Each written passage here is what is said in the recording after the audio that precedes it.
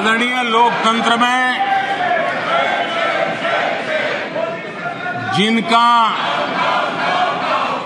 भरोसा नहीं होता है वो सुनाने के लिए तो तैयार होते हैं, लेकिन सुनने का धैर्य नहीं होता है।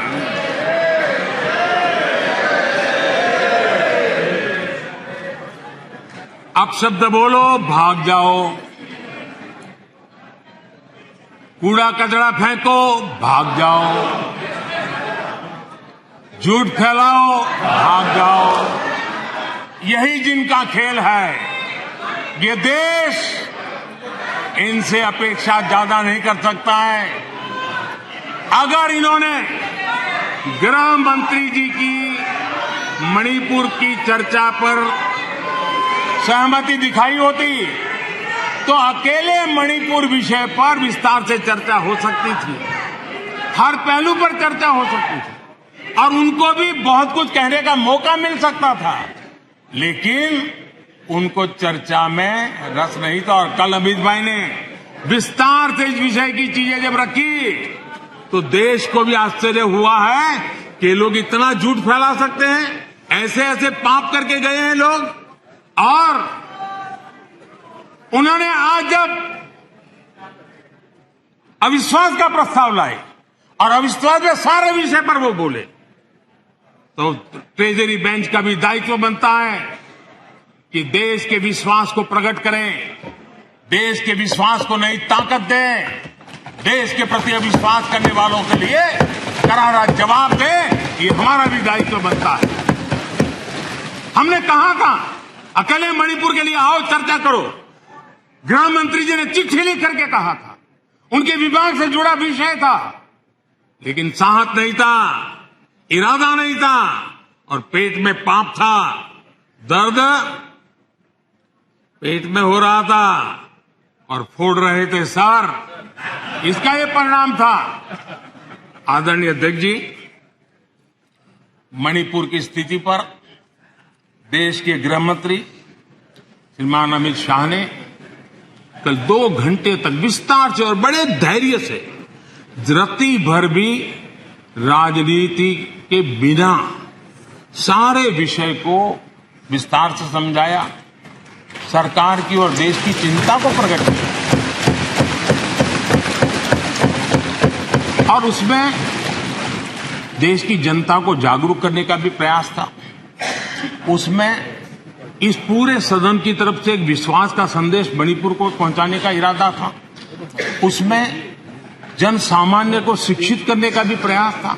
एक नेक ईमानदारी से देश की भलाई के लिए और मणिपुर की समस्या के लिए रास्ते खोजने का एक प्रयास था, लेकिन सिवाय राजनीति कुछ करना नहीं है। इसलिए इन्होंने यही खेल किए, यही स्थिति किया। भारतीय संस्कारों से ओतप्रोत मणिपुर, भाव भक्ति की समृद्ध विरासत वाला मणिपुर, स्वतंत्रता संग्राम और आजाद हिंद फौज, अनगिनत बलिदान देने वाला मणिपुर,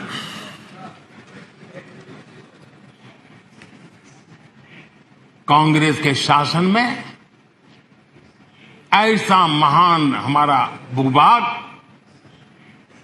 अलगाव की आग में बलि चढ़ गया था।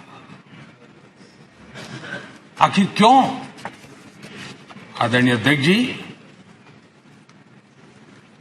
आप सबको भी मैं याद दिलाना चाहता हूं साथियों, यहां मेरे जो नॉर्थ ईस्ट के भाई हैं उनको हर चीज का पता है। जब मणिपुर में वो एक समय था, हर व्यवस्था उग्रवादी संगठनों की मर्जी से चलती थी, वो कहे वो होता था। और उस समय सरकार की स्थिति मणिपुर में किसकी सरकार थी? जब सरकारी दफ्तरों में महात्मा गांधी की फोटो नहीं लगाने दी जाती थी, तब सरकार किसकी थी?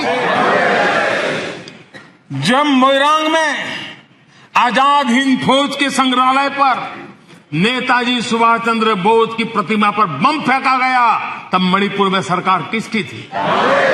तब मणिपुर में सरकार किसकी थी? आदरणीय अध्यक्ष जी, जब मणिपुर में स्कूलों में राष्ट्रगान नहीं होने देंगे, ये निर्णय किए जाते थे, तब मणिपुर में सरकार किसकी थी? जब एक अभियान चला था, अभियान चला करके लाइब्रेरी में रखी गई किताबों को जलाने का, ये देश का अमूल्य ज्ञान की विरासत को जलाते समय सरकार किसकी थी? जब मणिपुर में मंदिर की घंटी शाम को 4 बजे बंद हो जाती थी, ताले लग जाते थे, पूजा अर्चन करना बड़ा मुश्किल हो जाता था, सेना का पहरा लगाना पड़ता था, तब मणिपुर में सरकार किसकी थी? आदरणीय अध्यक्ष जी, जब इम्फाल के इस्कॉन मंदिर पर बम फेंककर श्रद्धालुओं की जान ले ली गई थी, तब मणिपुर में सरकार किसकी थी? जब अफसर, हाल देखिए, आईएएस आईपीएस अफसर, उनको अगर वहां पर काम करना है तो उनके तनख्वाह का एक हिस्सा उनको इन उग्रवादी लोगों को देना पड़ता था, तब जाकर के वो रह पाते थे, तब सरकार किसकी थी? आदरणीय अध्यक्ष जी, इनकी पीड़ा सिलेक्टिव है, इनकी संवेदनाएं सिलेक्टिव है,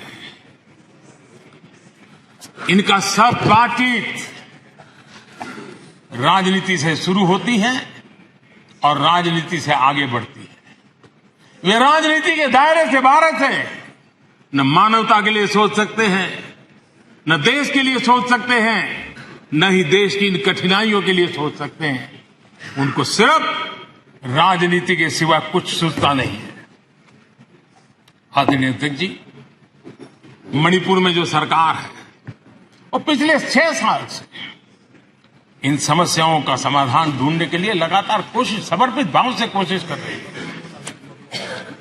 बंद और ब्लॉकेड का जमाना कोई भूल नहीं सकता है। मणिपुर में आए दिन बंद और ब्लॉकेड होता था, वो आज बीते दिन की बात हो चुकी है।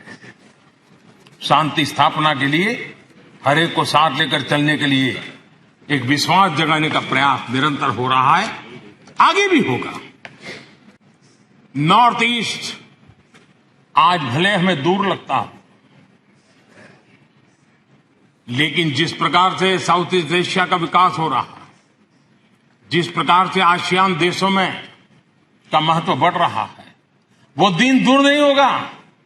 हमारे ईस्ट की इस प्रगति के साथ साथ नॉर्थ ईस्ट वैश्विक दृष्टि से सेंटर पॉइंट बनने वाला है, और मैं ये देख रहा हूं, और इसलिए मैं पूरी ताकत से आज नॉर्थ ईस्ट की प्रगति के लिए लग रहा हूं। वोट के लिए नहीं कर रहा हूं जी, मुझे मालूम है कि करवट लेता हुआ विश्व की नई संरचना किस प्रकार से साउथ ईस्ट एशिया और आसियान कंट्री के अंदर प्रभाव पैदा करने वाली, और तब नॉर्थ ईस्ट का क्या महत्व बढ़ने वाला है, और नॉर्थ ईस्ट की जाहो जलाली गौरव गान फिर से कैसे शुरू होने वाला है, वो मैं देख सकता हूं, और इसलिए मैं लगा। आदरणीय अध्यक्ष जी, और इसीलिए हमारी सरकार ने नॉर्थ ईस्ट के विकास को पहली प्राथमिकता दी है। पिछले 9 वर्षों में लाखों करोड़ रुपए नॉर्थ ईस्ट के इंफ्रास्ट्रक्चर पर हमने लगाए। आज आधुनिक हाईवे, आधुनिक रेलवे, आधुनिक नए एयरपोर्ट, ये नॉर्थ ईस्ट की पहचान बन रहे हैं। आज पहली बार अगरतला रेल कनेक्टिविटी से जुड़ा है। पहली बार मणिपुर में गुड्स ट्रेन पहुंची है। पहली बार नॉर्थ ईस्ट में वंदे भारत जैसी आधुनिक ट्रेन चली है। पहली बार अरुणाचल प्रदेश में ग्रीनफील्ड एयरपोर्ट बना है। पहली बार अरुणाचल में सिक्किम जैसे राज्य एयर कनेक्टिविटी से जुड़ा है। पहली बार वाटरवेज के जरिए पूर्वोत्तर इंटरनेशनल ट्रेड का गेटवे बना है। पहली बार नॉर्थ ईस्ट में एम्स जैसा मेडिकल संस्थान खुला है। पहली बार मणिपुर में देश की पहली स्पोर्ट्स यूनिवर्सिटी खुल रही है। पहली बार मिजोरम में Indian institute of mass communication जैसे संस्था खुल रहे हैं। पहली बार केंद्रीय मंत्रिमंडल में नॉर्थ ईस्ट की इतनी भागीदारी बढ़ी है। पहली बार नागालैंड से एक महिला सांसद राज्यसभा में पहुंची है। पहली बार इतनी बड़ी संख्या में नॉर्थ ईस्ट के लोगों को पद्म पुरस्कार से सम्मानित किया गया है। पहली बार पूर्वोत्तर से लसित बरफुकन जैसे नायक की झांकी गणतंत्र दिवस में शामिल हुई है। पहली बार मणिपुर में रानी गाइडिंलिउ के नाम पर पूर्वोत्तर का पहला ट्राइबल फ्रीडम फाइटर म्यूजियम बना।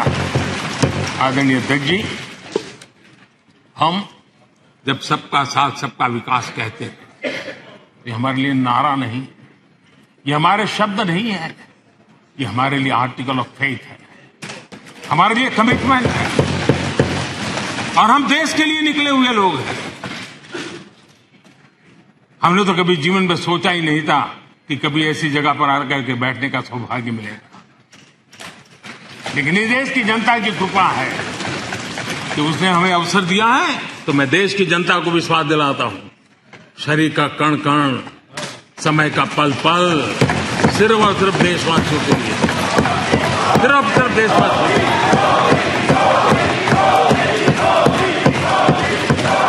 আমাদের ভিডিও ভালো লাগলে লাইক এবং শেয়ার করুন। কমেন্ট সেকশনে গিয়ে জানান আপনাদের মতামত। আরো ভিডিও পেতে আমাদের চ্যানেল সাবস্ক্রাইব করুন এবং প্রতি মুহূর্তে খবরের আপডেট পেতে প্রেস করুন বেল আইকন।